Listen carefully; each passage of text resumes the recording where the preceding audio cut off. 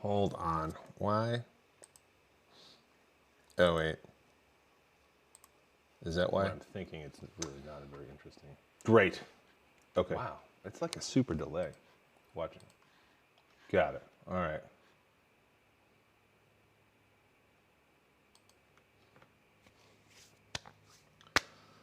All right. What am I doing? Well, let me turn this on. I'm doing the play. I got so much gear here. I'm going to talk about the gear in a second. Hi, everybody. There's a lot of news in the last few days, but that's over. Oh, well, not over. It's not even close to over, but I feel like everyone's taking the day off of the news cycle a bit. And I've been meaning to do some live stream code stuff. I got a bunch of gear. What else are you going to do in our lockdown world than set up wires and reset up wires, I guess. Sorry for sipping on the microphone. I got this thing, which is a wireless. Why did I get a wireless? It's a good question. I don't have everything set up. I have this like whole thing, but I have this other camera that I can like show you what's going on. So I have this whiteboard over here, and I was going to set up lighting, and then you could draw on the whiteboard and talk about stuff, but I haven't got around to that yet. However, this is the crazy setup. So we've got the monitor on the right, and then sort of a monitor to tell you what's going on in the middle. So you can kind of flip back and forth between that, and then you can kind of live code on this thing because it's got its own screen, and that's what gets sent out to the world. Back to our perspective cam. Instead of a webcam, I've got a DSLR with a cinematic lens. It's not autofocus, and that ring light. Kind of crazy. Then the laptop and beverages, of course. So, yeah, okay, that's it for this camera. We've seen the thing. If the dog comes up, we can put the dog on the external cam. So, oh wait, no, this thing. This is super cool. I got this Ada Mini Pro. There's actually the new one after I got this called the Ada Mini Pro ISO. The difference being you can actually record the individual tracks. With this, you can output like whatever your final thing is. But the really cool thing is it automatically streams to whatever you configure it to, so you don't have to burden your computer. So I don't know if anyone's used OBS for this kind of thing. I try to use OBS for live coding, and the frame rate just goes to 0. Well, not 0, but it goes to like 2. You know, on and off as everyone's favorite IDE, which we all know and love, occasionally starts to index, and you get, 500% whatever CPU. So this thing takes all that off your plate, and then you can just switch between the inputs. And it's super cool. So it's a little external monitor which doubles as like a what's going on monitor, and then you turn it on to full screen and you can flip it to code, which is kind of cool. And then they have also, you can do this picture-in-picture thing. So then you can keep talking and doing stuff with your face on the camera. So that's cool. What are we doing today? I'm mostly just testing the gear. I'm not sure if I like this microphone yet. It kind of feels distant until you put it right up, and then it feels very present. It doesn't have that echo, but down here it's kind of got this weird thing. I do have this guy, which I could use. You have to shut off everything in the house, the fans and everything, because otherwise it's too loud. It's a very nice microphone. Obviously, it's like the standard you see in the podcast and stuff, but it's also, we're trying something else today. My idea was like, if I ever get to the whiteboard, I'm gonna need this portable microphone, which is probably a total waste, but we'll see. We're also talking about doing a live band show from our band room in the next few weeks. So I'm back to, I thought I was done with buying gear. Now it's gotten crazy. Okay, so what are we doing? We're going to talk about LLDB and debugging with like Kotlin native in general, and then in the context of Xcode, and then in the context of the Android Studio plugin, and kind of where things are at now and where they're going to be in the future, if I had to take a wild guess. You pick up a lot of noise. Like, I don't know if you can hear this. Well, that's not as loud as it was, but in my earlier, I think I had it way too loud, and it was like, it sounded like a soda commercial or something. So you can hear this crisp pouring, crinkling of the carbonation. All right, whatever. Okay, Xcode. So we have this Xcode plugin, and what it is not super complicated. In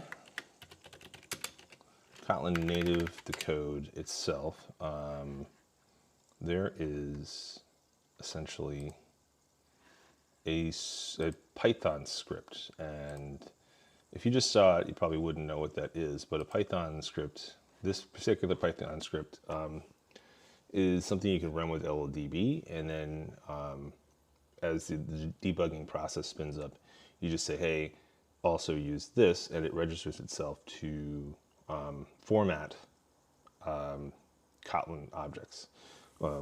And then it essentially, pokes some holes into the universe of Kotlin memory through LLDB, and then it extracts information from objects at runtime. And this is a standard LLDB thing. Like, you can find, Rust has like the same thing. I'm sure, Swift somewhere under the hood has the same thing. Although I think you can do it in Python, and I think you can also do it in like C++, which is, I would assume, somewhat faster. Although I don't know. Like, I've learned enough about this just to be able to execute what I needed to do. I don't know this in any deep sense. But also, it seems like, my rough guesstimate, like the real-time crush here is how often you're crossing the barrier into the process itself, rather than the code that executes sort of around it. But that's an assumption that could be wrong. So this file exists in the Kotlin native repo, and then on your machine, if you, let me see, I'm gonna prep and pull things over. If you look in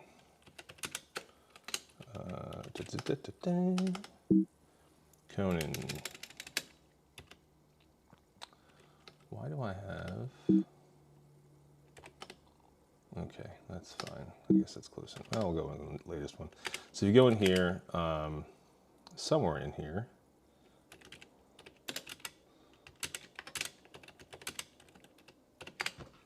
is tools, Conan, LLDB, right? So that file winds up in there, one for every release.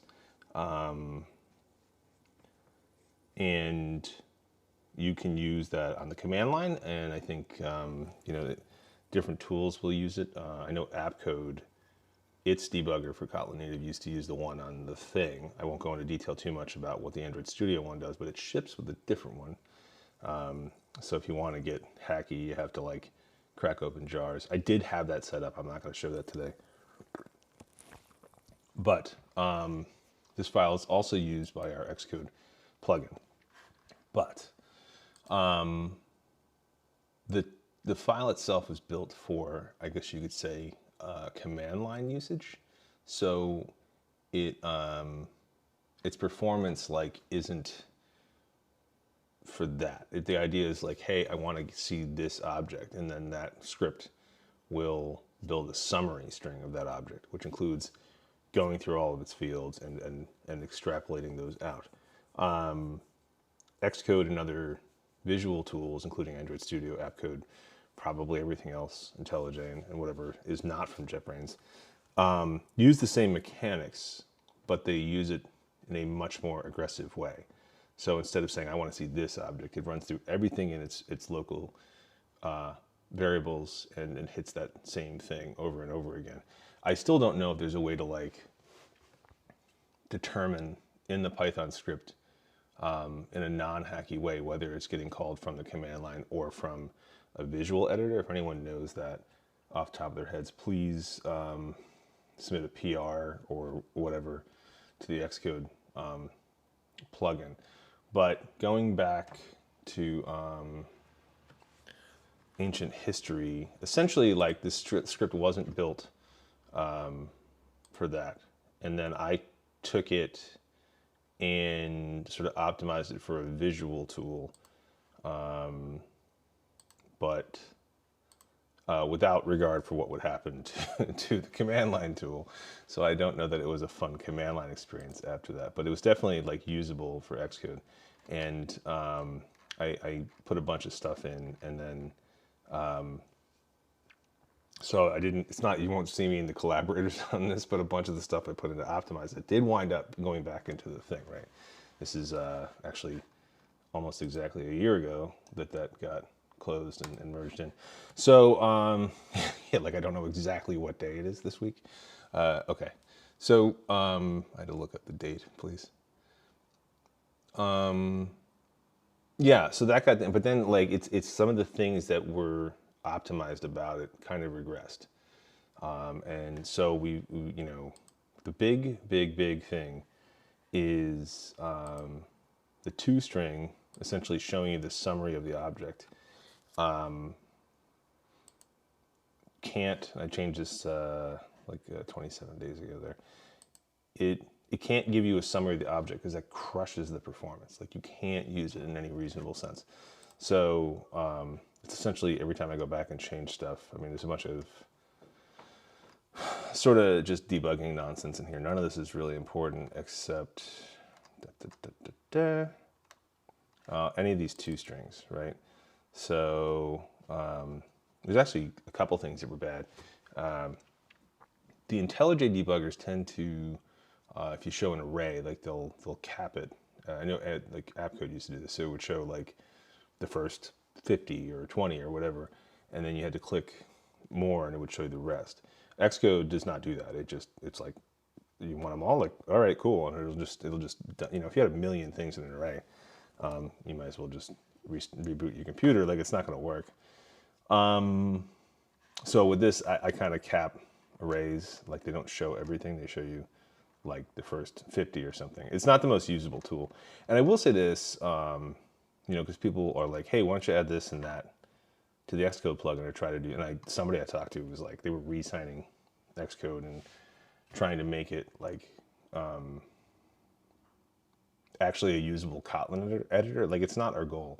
I think most teams are going to, you know, start using Kotlin. They're going to have, you know, a bunch of folks who are iOS developers who are not really going to be wanting to install other tools. But if you can debug and at least read the code from Xcode, it's sort of a first step to getting into, like I wouldn't see editing Kotlin in Xcode. Like there's no point in trying to make that an enjoyable experience.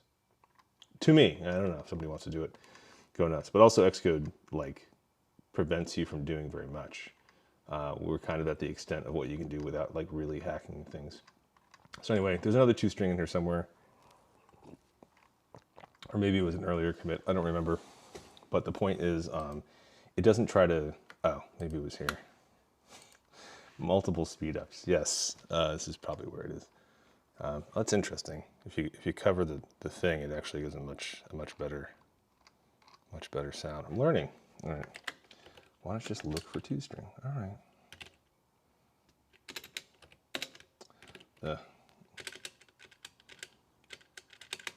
Come on now. Ah, right. So this essentially used to do something complicated with toString depth. I'm not even sure what that was doing.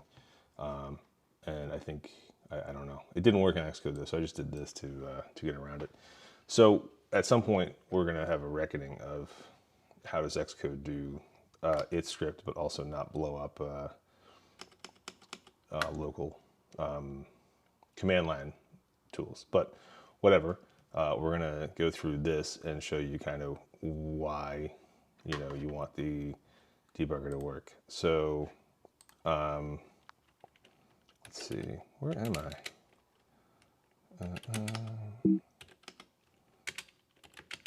Sorry about my loud keyboard. I got into mechanical keyboards. I have too many now.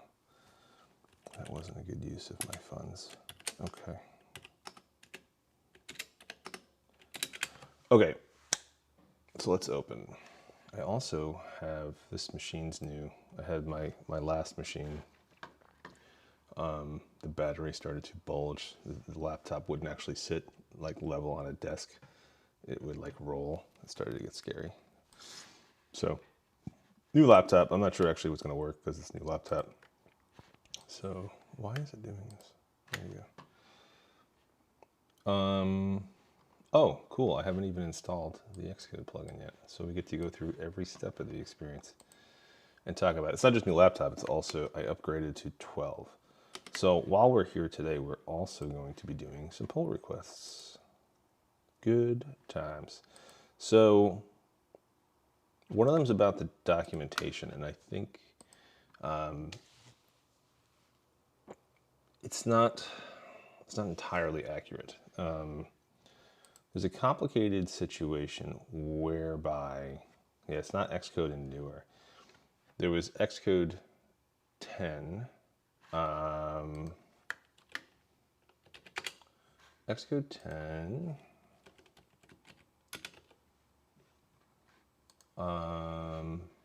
Yeah, so, okay. I gotta make my font size bigger. Fair. Sorry. Appreciate it. Okay, I'm gonna take that as notes. Can we do that? Yeah, all right. We can do that here. And then, yeah, there's actually one of the rare cases where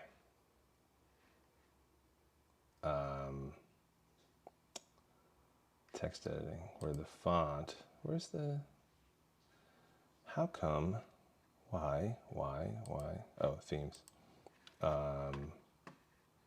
presentation, so you just like, it just jumps everything up.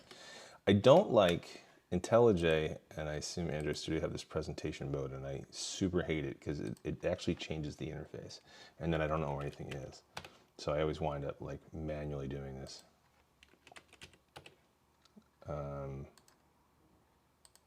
Which, we'll just do this, there you go. And that's just gonna have to be good enough, everybody. All right. So, yeah, Xcode 10, you could install the formatting script and you could install the color script both into the user space directory and it would work. And Xcode 12 does the same thing. Xcode 11 is this weird divergent thing where we have to have a special script. So it's not accurate to say Xcode 11 or a newer version. Xcode 11 did something unpleasant, and Xcode 10 and Xcode 12 actually function in a less unpleasant way. Shout out to Alan Shapiro for kind of highlighting that. She works on Apollo. Apollo has a its own Xcode plugin that does source formatting. There's sort of like this small universe of a handful of things out there that kind of do the same thing. So I would love to take credit for all this work. And basically I took an LODB script that JetBrains wrote, and I took some Xcode plugin stuff that somebody else wrote, and I like mashed those together. I will take some credit for making the the LODB script somewhat more performant for sure. That I will take. I'll take a little bit of a victory lap on or whatever. But that's about it. I'm kind of stealing or copying everyone else's work, which is the grand tradition of all great computer science efforts, I would guess. Science loosely defined in this case. All right. Oh yeah, that's a small one too. Got to update that. Man, actually, part of the reason I got this small ass like middle monitor is because to kind of force me to realize that the text is small, but it's not entirely working, I guess. All right. Okay. What do we got here? I don't know how this one works. See, this is why you gotta do all this shit in advance. Because now I'm like, if you weren't bored before, you're definitely a little bored now. Oh man, there isn't like... And also, this new laptop, it defaulted to... Oh, there you go. It's right in front of me. The Z shell. I've never done Z shell to any extent, so it was like... not against it. It seems cool. Did that not apply this to the... It just applied it to the theme. Son of a, come on, really? Can we just do this? Yeah, okay, great. So it feels not correctly proportioned. I'm losing my mind. All right, so we cloned it. Great. So now, yeah, there are 2 setup scripts. I got to look and see where the docs actually are. Ben and our team updated the docs, and I haven't looked at them. We are hiring. Installation, 2 parts. So there's the debugging support and language color style formatting, and these are both things that Xcode like still lets you do, because they shut down their whole plugin like ecosystem because people were doing bad things, and then this is sort of like remnants of that. But anyway, what we were saying before is Xcode has special rules, and you have to do a sudo. That was like kind of the ugly thing that people weren't excited about because we were installing in some place that was rather touchy, as in like the global space. So for all other versions, you just run setup, which is back to where we were before. And yeah, I wouldn't even worry about 136. I think we need to get rid of that because if you're still on 136, Godspeed or whatever. All right, Xcode is running. Do I want to shut down? Hell yeah. Great. So let's see if that worked.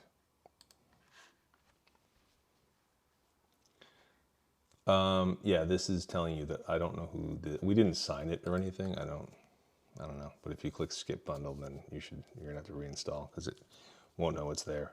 Okay, great. So now this is Kotlin, and Kotlin now has some source coloring.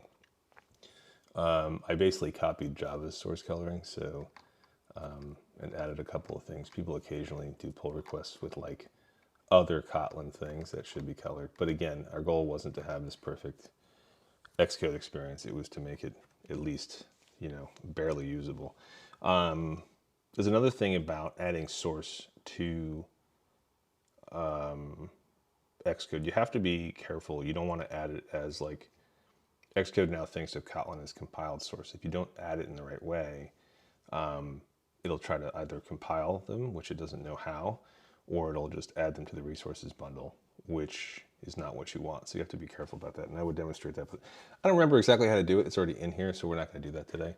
We're going to get back to our Sunday laziness soon, but I do want to finish what we're doing. So now that it's a source file, you can add breakpoints. And I put in specifically some nonsense stuff here we're going to print out. This is a dog breed app. It's like our thing. It's a really basic sample app that just calls out and does some stuff. And because the app basically does nothing, there are very few places that there's any like code where you can even really put a breakpoint. That is going to be one of the issues going forward, is that in Kotlin, obviously there are places where you'll have a bunch of code in a sort of line by line imperative kind of style, but a lot of it's turning into sort of functional programming transformation stuff. Like you get a list and you call map and you have a callback and there's a lambda argument and that goes over to here into some other thing and there's a suspend function. So it's like all this stuff that is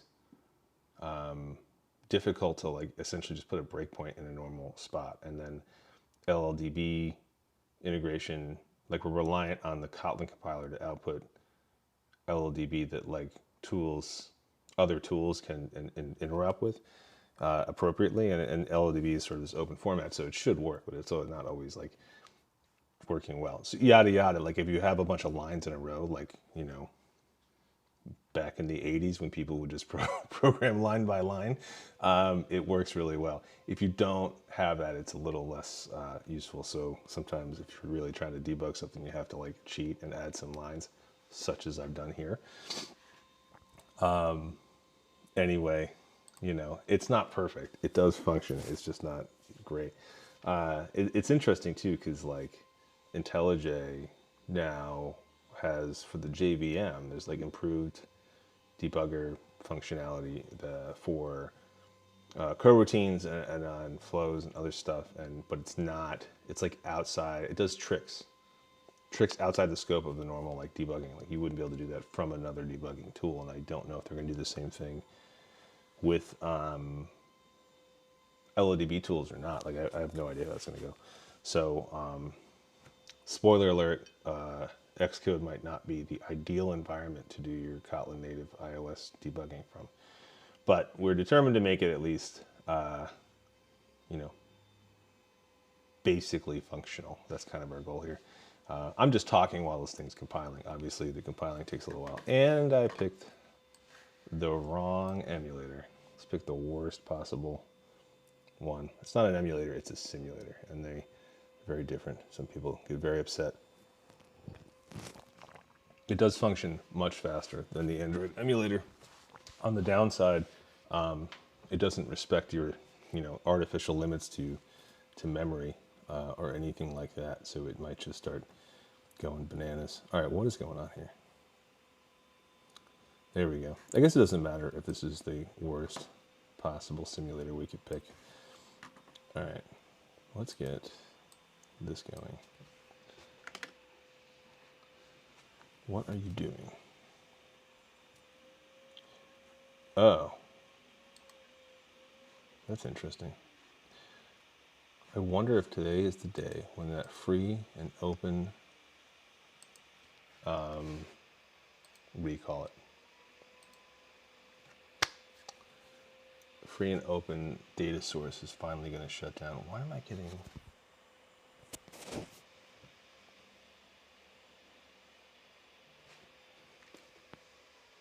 Oh my God, are you kidding me? That's fantastic. Somebody's doing like lawn care. I don't know what's going on. Well, cool. This is probably, sorry everybody, just whacking your ears. All three of you. Looks like we're gonna be wrapping it up. Pretty soon. We're getting a lot of noise for no reason. All right, let's see what happens here. Anyway, yeah, we had this free and open source, open access URL that we used to get these dog breeds from, but it's possible that that is no longer available. What is going on? Holy guacamole. Oh man, this is actually really a terrible sound. Are we switching to the other thing? I think we're going to switch to the other thing. Let me turn this down so I don't crush your ears. All right, actually I got an idea.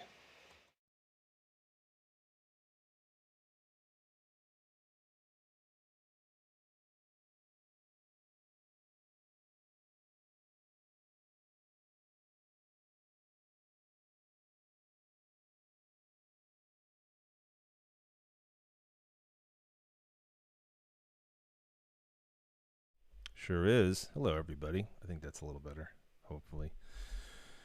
I don't know if it's louder. I'm watching the signals now. All right, let's go back to what we were doing. Okay. Yeah, that was weird. I don't know what review I'm going to give to this Rode microphone, but I don't know if it's going to be the top review. All right. So, we aren't getting the network call. Why are we not getting the network call? Man, loving this zoomed in view. Instant creation exception. Oh.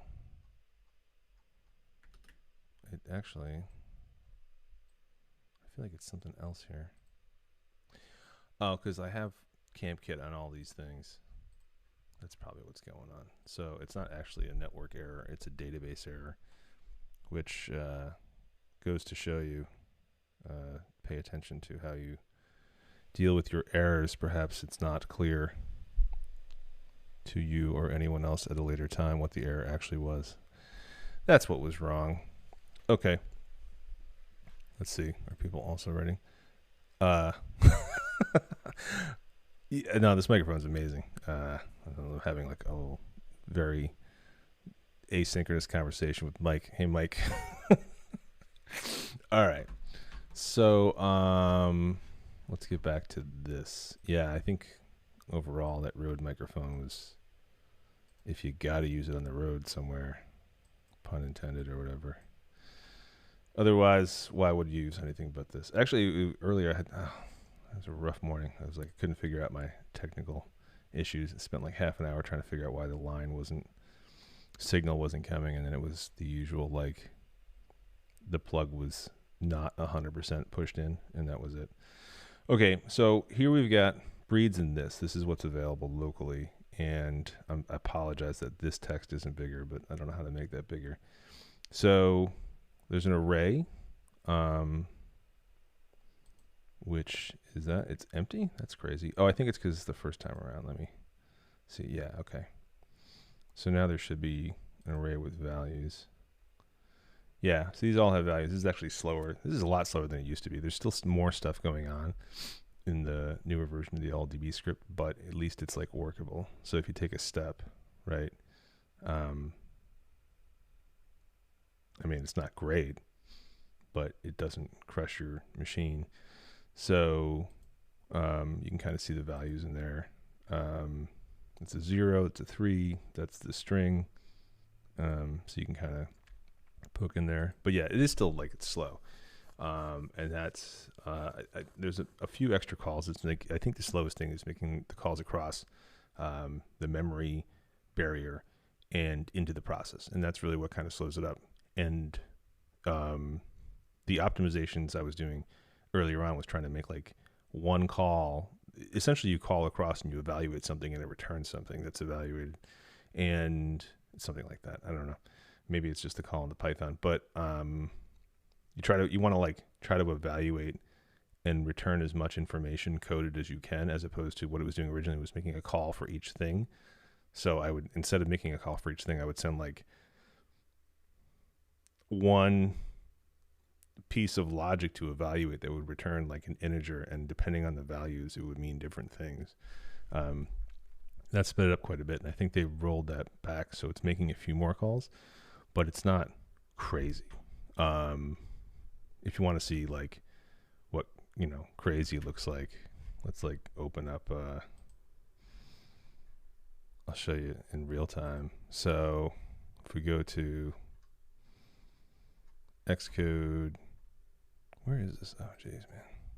It is, turns out Xcode is alphabetically at the end. That's why it took so long. All right. So if we go into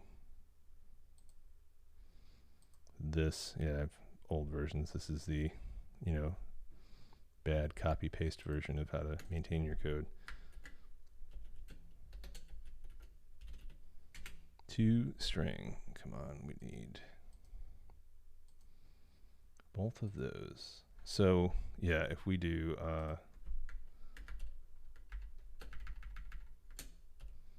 and let's not forget that Python, I think, oh no, I guess that indentation's okay. So if we do, actually let me get rid of this, I don't want to blow this up.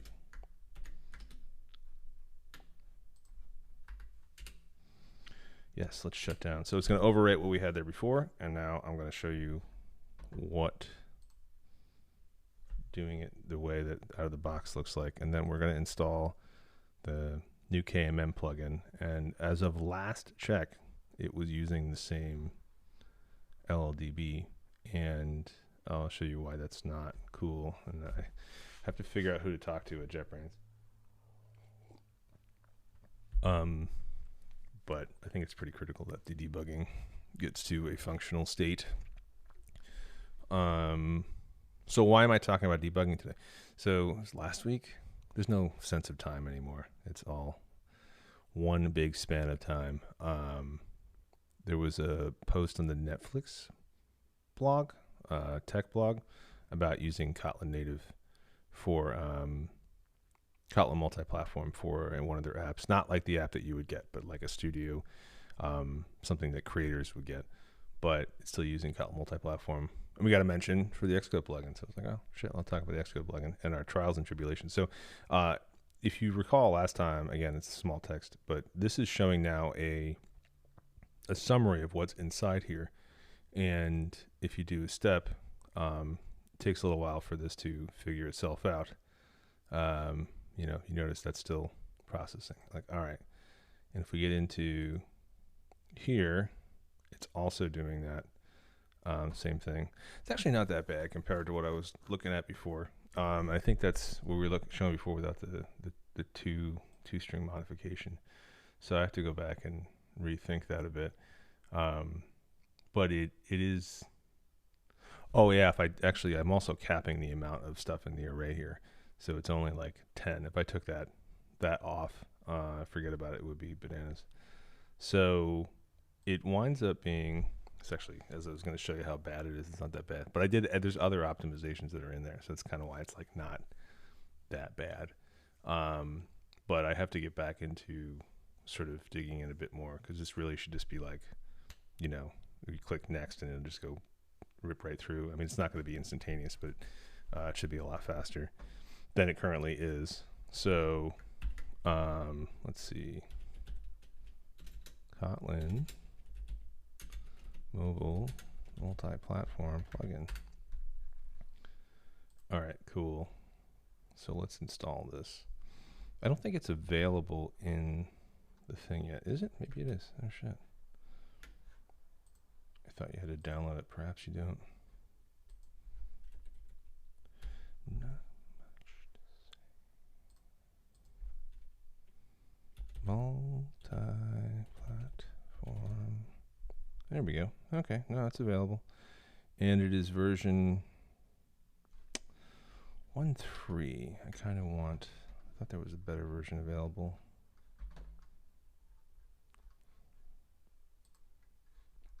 No. Okay. Oh, dev. What? That's crazy. That's old. Yeah, all right. I'm pretty sure there's a better version available. We'll go with this one. You might have to go into some kind of preview channel. I don't know. Is this installed or what? We good? Yeah, restart.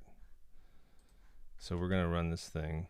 Yeah, it's pretty funny. I was like, let me show you how terrible this is, and it's actually not that slow. But it's not that slow because there's other optimizations in there. Like if we just had, out of the box, this array would show you the whole array, and you'd be shut down for be like a good 20-30 seconds between each step in your debugging process. Oh wait, I think we might have. Let me make sure I don't have client stuff showing up there. Yeah, client stuff's not good. All right. So here we are in the KMM plugin, and hopefully this will load. Looks like it did. That's cool. So let's get this. Let me shut down this. We don't want crosstalk with our things. And let's see. Oh, it's going to be one of those deals where nothing's set up right. Can we pick? Yeah, we can pick. Let's pick Pro. This probably also has a camp kit, so it'll blow up when we get there, but let's hope for the best.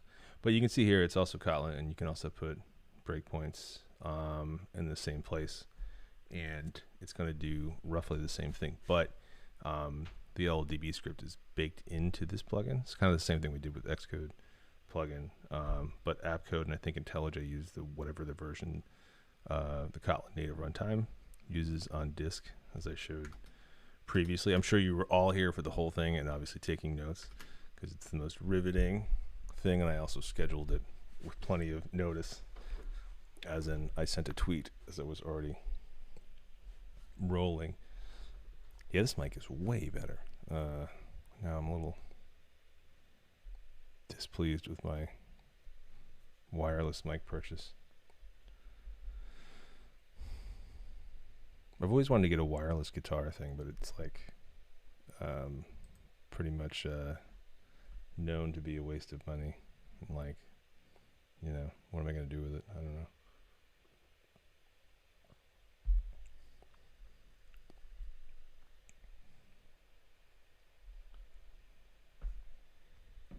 So we moved out of the city during the pandemic. I will say the only day I've been like, I wish I was in the city. It was yesterday. It seemed like it was kind of bananas. I was supposed to go in for band practice, but I was like, besides like, I don't know, I wasn't feeling great, but it was like also driving my car into Manhattan when, the celebrations are going on probably wouldn't have been a fantastic idea. Oh, I did something wrong. I didn't press debug. So let's get back to that. All right. But now it's built, so it should get right there. Yeah, I mean, I'm taking an example that's going to make this look bad. It's an array of objects, which means it's going to look at all these things. But also, if you attach here, yeah, collecting data. So it goes through and like looks at all of its child objects, right? And it's just kind of like, yeah, it works, but it's not exactly useful. And like building that big summary string, isn't very useful here. I mean, it's just a big ass string. But it's interesting. There's something else wrong internally with the LLDB. So when you hit that more thing, it actually doesn't show you anymore. So yeah, I mean, I don't like to call out, the JetBrains, like the multi-platform mobile plugin. Essentially, the debugging kind of doesn't work. So I'm gonna see if there's a newer version. I thought there was, and we'll try it out. But you can also like essentially have cracked open that jar and replaced the LLDB script, but it doesn't work. Something in there is not working right. So I don't know. Anyway, that's it for my live stream today. Wanted to test out the equipment. We've learned a few things. The wireless mic is trash. It's not trash, but it's not this thing. This thing is bananas. Yeah, and that's it. Automatic standing desk. It's pretty sweet. I don't know. It's my gear show today. All right. It's a nice Sunday. Everyone who did celebrate last night, perhaps you're hungover. I don't know. I don't know what to tell you. We took it very easy. Natalie's out actually hiking. I just didn't feel like leaving at 7 a.m. for a hike. We're going to go on one later in our upstate